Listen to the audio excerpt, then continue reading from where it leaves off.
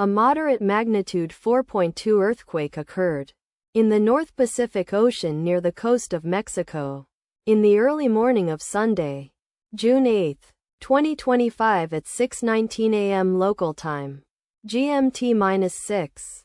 The quake had a very shallow depth of 25 kilometers, 15 miles, and was reported felt by some people near the epicenter.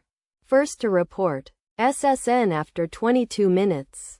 The earthquake occurred 5 days after a magnitude 4.4 earthquake had hit on Monday, June 2, 2025, at 10:48 p.m.